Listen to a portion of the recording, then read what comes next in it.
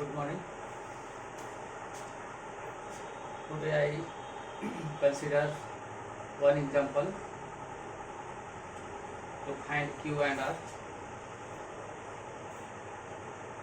Today I try to understand Euclid division logarithm.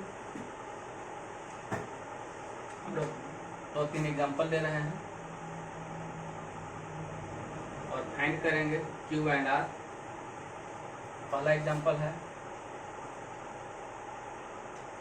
17 में 17 को हमको डिवाइड करना है 6 से।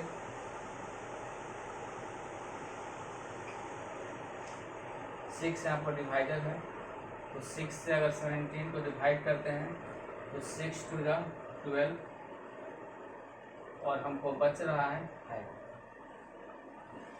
तो जो है यहाँ पर Q शो कर रहा है और यह जो है आपका रिमाइंडर बच रहा है। इसी को हम लोग को फाइंड करना है। दूसरा फाइंड करते हैं।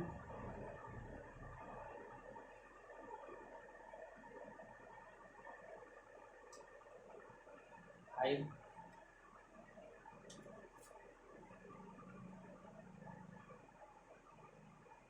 12 से डिवाइड करना है, तो 12 में अगर 0 से हम मल्टीप्लाई करते हैं और 5 को ऐड कर देते हैं तो यहाँ पर 0 जो है तो Q आ रहा है और यह जो है आपका रिमाइंडर बच रहा है। तीसरा हम लोग लेते हैं 20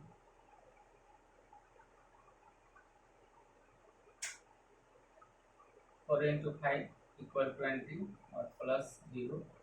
5 जो है आपका Q है और 0 जो है रिमाइंडर। तो यहाँ पर हम जो देख रहे हैं कि रूल जो होता है A equal BQ plus R where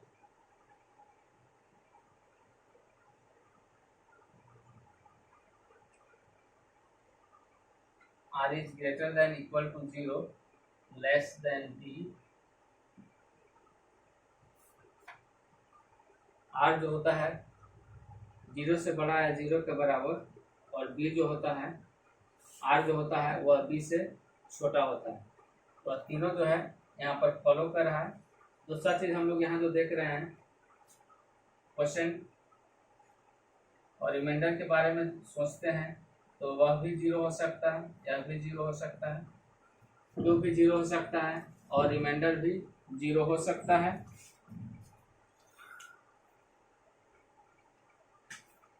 तो हम लोग लिख सकते हैं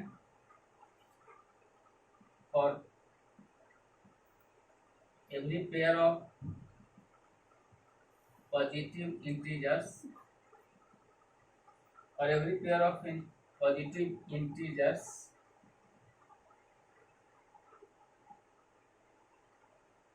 we can find Q and R। कोई भी पेयर ऑफ इंटीजर होगा उसके लिए हम लोग Q और R को फाइंड करते हैं and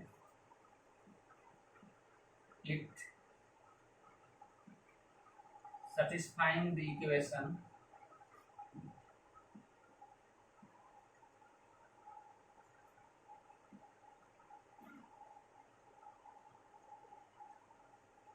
A equal BQ plus R where R is greater than equal to 0 less than B।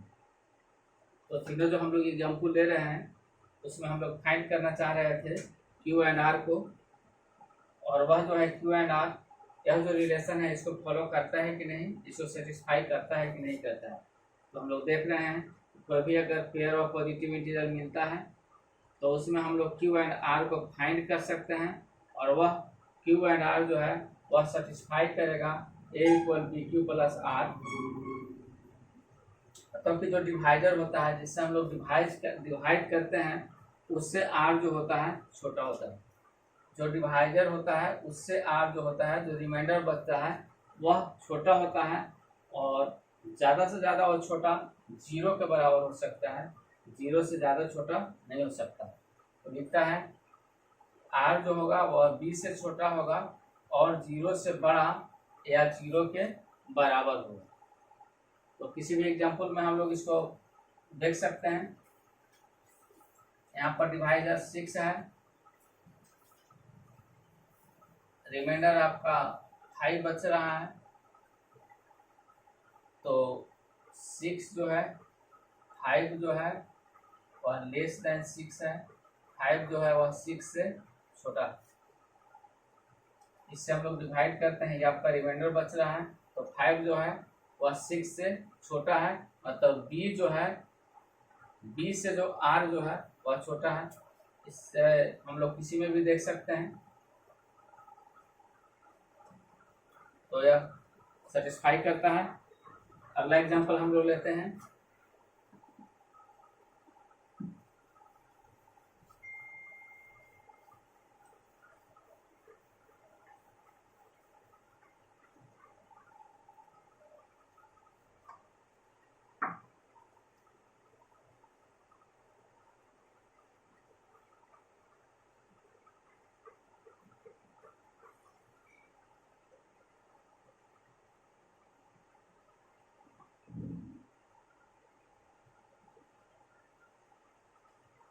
First example को हम लोग देखते हैं।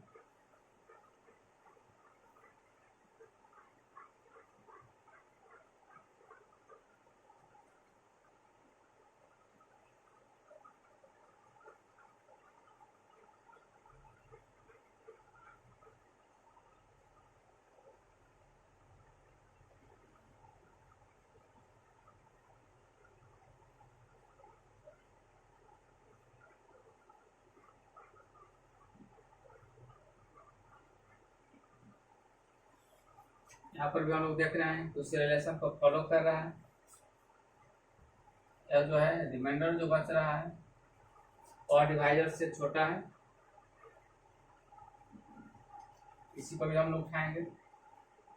अगर 3 ले रहे हैं, 3 इज लेस देन 1, 19 ले रहे हैं लेस देन 4, और अगर 3 ले रहे हैं लेस देन 0। दूसरा चीज हम लोग देख रहे हैं Q और R। तो हर जगह Q एंड R हमको मिल रहा है। यहाँ पर Q हमको मिल रहा है 3 है, 0 है, 27 है। R जो है 1 मिल रहा है, 4 मिल रहा है, 0 मिल रहा है। तो हम लोग देख रहे हैं कि Q और R जो होगा वह क्या होगा, 0 भी हो सकता है, पॉजिटिव भी हो सकता है और सेटिस्फाई करेगा।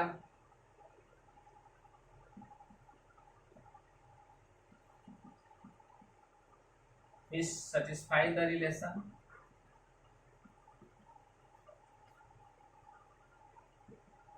A equal to BQ plus R, where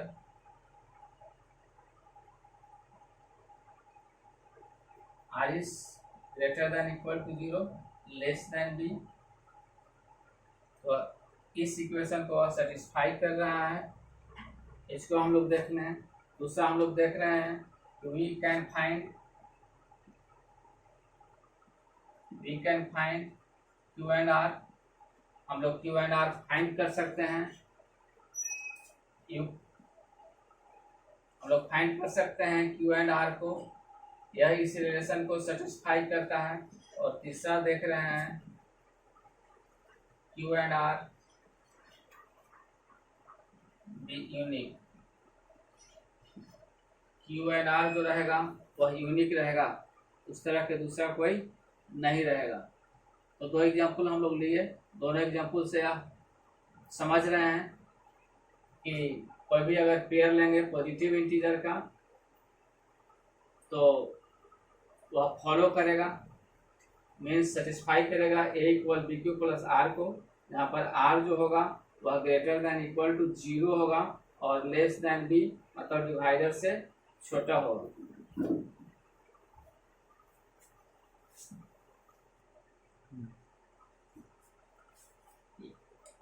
after follow above relation, जो पहले हम लोग रिलेशन देख रहे थे, वी कैन से दैट हम लोग कर सकते हैं it is nothing but a long division process. जो अभी हम लोग रिलेशन देखे उससे हम लोग कह सकते हैं कि यह दूसरा नहीं है, वह लॉन्ग डिवीजन प्रोसेस है जिसको हम लोग बहुत पहले से पढ़ते आ रहे हैं। जहाँ पर ए जिसको हम लोग लिख रहे हैं वह डिविडेंड है, बी जिसको लिख रहे हैं वह डिवाइडर है, क्यू जिसको लिखते हैं वह आपका क्वोशेंट है, और आर जो लिखते हैं वह रिमाइंडर है। और पहले हम लोग पढ़ते थे dividend equal divider into quotient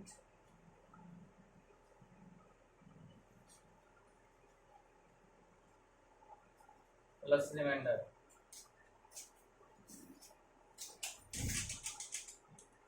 तो अभी जो हम लोग पढ़ रहे थे, जो रिलेशन हम लोग देख रहे थे, A equal B Q plus R, A equal B Q plus R, यह कोई दूसरा चीज नहीं है जो बहुत पहले से हम लोग भाग का क्रिया जो करते थे लॉन्ग डिवीजन प्रोसेस, उसी का है रूपांतरित रूप, उसी का न्यू फॉर्म में लिखा हुआ है। तो जहाँ पर हम लोग ए देख रहे हैं वह आपका डिविडेंड है, बी से जिसको कह रहे हैं वह डिवाइडर है, क्यू आपका जो क्वोशेंट है, और आर जो बचता है रिमाइंडर है। तो हम लोग कह सकते हैं कि यह कोई नया चीज नहीं है, वही चीज है जो बहुत पहले से हम लोग पढ़ते आ रहे हैं। इसको हम लोग थ्योरम के रूप में लिख सकते हैं, given positive integer A and B, अगर कोई दो पॉजिटिव इंटीजर दिया हुआ है ए और बी का, तो कहता है there exist a unique integer Q and R, वहाँ पर एक यूनिक इंटीजर एग्जिस्ट करता है क्यू और आर जो सेटिस्फाई करता है इस इक्वेशन को A equal B Q plus R, जहाँ पर आर जो होगा वह जीरो से बड़ा और जीरो के बराबर, और बी जिसको हम लोग डिवाइडर कहते हैं उससे छोटा होगा। तो यह जो प्रोसेस हम लोग पढ़े उस प्रोसेस को हम लोग थ्योरम के रूप में लिख सकते हैं कि given positive integer A and B, अगर दो पॉजिटिव इंटीजर ए और बी दिया हुआ है तो उसके बीच में दो यूनिक इंटीजर एग्जिस्ट करता है जो क्यू एंड आर है, जो सेटिस्फाई कर रहा है आपका equation A equal B Q plus R, where R is less than equal to zero, greater than equal to zero, less than B. और बहुत सारा हम लोग एलोगरिथम में कुछ टर्म है जो बार बार हम लोग को मिलेगा आगे के पढ़ाई में। तो कहता है कि an algorithm is a series of well defined steps, और एलोगरिथम जो है वह एक सीरीज है वेल डिफाइंड स्टेप्स का, इसमें बहुत सारा स्टेप्स मिलेगा और डिफाइंड स्टेप्स मिलेगा, विच गिव्स ए प्रोसीड्योर, जो एक प्रोसीड्योर देगा जिससे हम लोग कोई विशेष प्रकार का कोई टाइप का प्रॉब्लम जो दिया हुआ रहेगा उस प्रॉब्लम को हम लोग सॉल्व करते हैं। तो एलोगरिथम समझ गए होंगे। एलोगरिथम जो है वह series of well defined steps है, वेल डिफाइंड स्टेप्स का एक सीरीज है जो एक प्रोसीड्योर देता है किसी विशेष प्रकार के प्रॉब्लम को सॉल्व करने के लिए। दूसरा जो टर्म आता है वह लेमा है, कहता है lemma is a proven statement. Lemma जो होता है तो कोई प्रूव स्टेटमेंट होता है जो पहले से प्रूव है, और उसको हम लोग यूज करते हैं फॉर प्रूविंग अनदर स्टेटमेंट, और उसको हम लोग यूज करते हैं दूसरे स्टेटमेंट को प्रूव करने के लिए। तो दोनों चीज समझ गए होंगे। थ्योरम जो है जिसको हम लोग यूक्लिड डिवीजन लेमा के नाम से जानते हैं या यूक्लिड डिवीजन एलोगरिथम के नाम से जानते हैं। तो कहता है कि given positive integer A and B, अगर कोई पॉजिटिव इंटीजर दिया हुआ है ए और बी, तो कहता है वहां पर यूनिक इंटीजर एग्जिस्ट करेगा क्यू एंड आर जो कि सेटिस्फाई करेगा A equal B Q plus R. और एलोगरिथम जान गए होंगे, एलोगरिथम जो है वह वेल डिफाइंड स्टेप्स का एक सीरीज है जो हम लोग को एक प्रोसीड्योर देगा जिस प्रकार से हम लोग विशेष प्रकार के कोई प्रॉब्लम को सॉल्व करेंगे। और लेमा जो है, लेमा को हम लोग कहते हैं एक प्रूवन स्टेटमेंट है जिसको हम लोग यूज कर सकते हैं दूसरे स्टेटमेंट को प्रूव करने के लिए।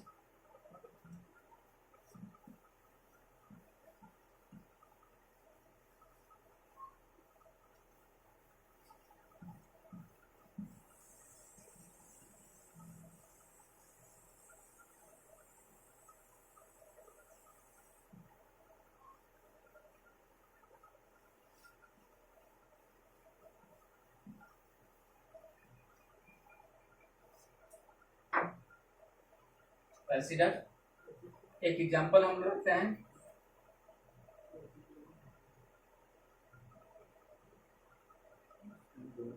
To find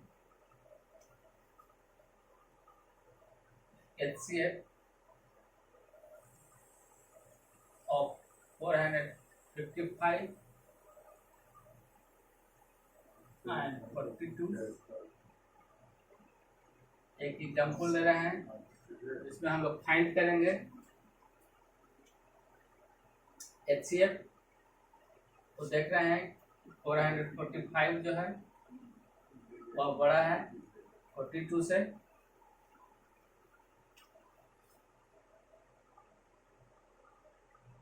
then we apply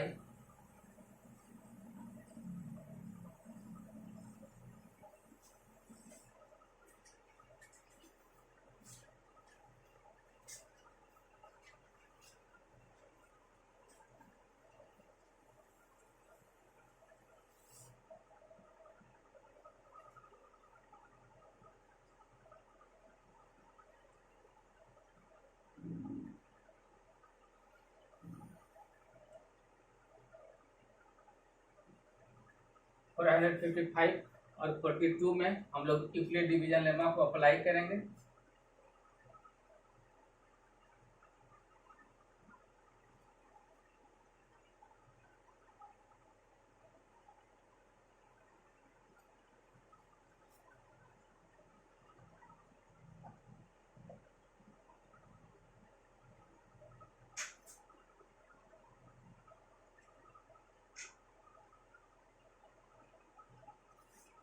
Here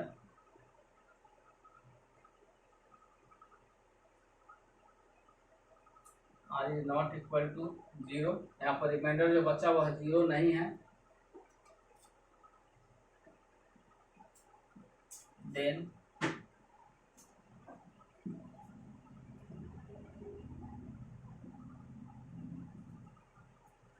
again we apply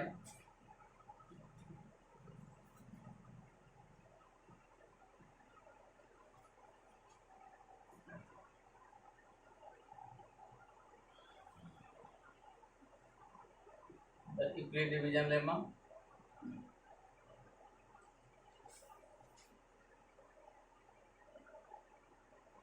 तो divider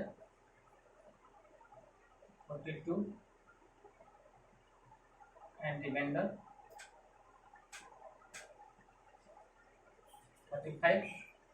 यहाँ पर 35 रिमाइंडर जो है 0 नहीं है, तब तक इस लेमा को हम लोग अप्लाई करेंगे जब तक कि रिमाइंडर जो है वह 0 नहीं हो जाए। तो हम लोग डिवाइडर 42 और रिमाइंडर 35 पर फिर से वह प्रोसीड्योर लागू करेंगे।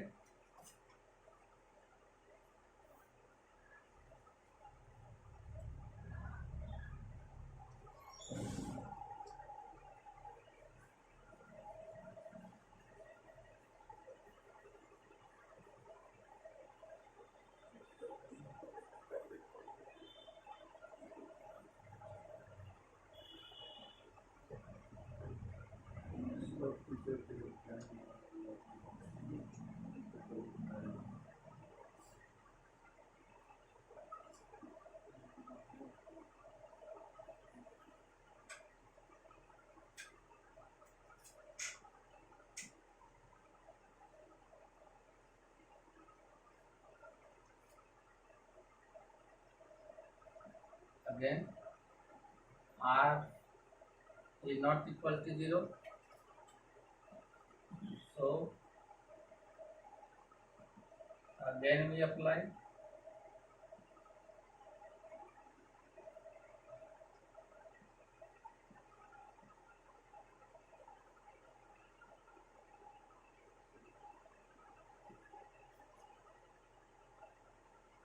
the Euclid division lemma। तो divided 35 and remainder 7 यहाँ पर भी हम लोग देख रहे हैं कि रिमाइंडर जो है वह 0 नहीं हुआ, तो हम लोग को फिर से अप्लाई करना पड़ेगा यूक्लिड डिवीजन लेमा 35 पर और 7 पर।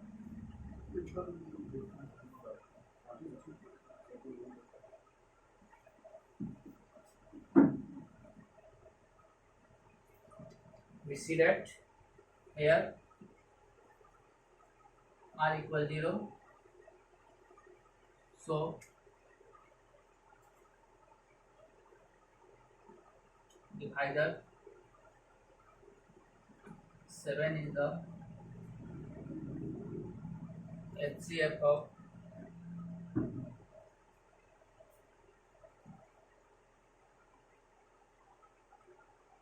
integers 455 and 42। और यहाँ पर प्रोसीजर पूरा हो गया और हम लोग को HCF मिल गया 7। एक बार फिर से देख लेते हैं। 455 बड़ा है 42 से, हम लोग यूक्लिड डिवीजन लेमा को अप्लाई करेंगे। 455 = 42 इंटू 10 + 35 लिख सकते हैं। यहाँ पर हम लोग देख रहे हैं कि 0 नहीं हो रहा है रिमाइंडर। फिर से डिवाइडर 42 और रिमाइंडर 35 पर इस लेमा को अप्लाई करेंगे, तो 42 = 35 इंटू 1 + 7 हुआ।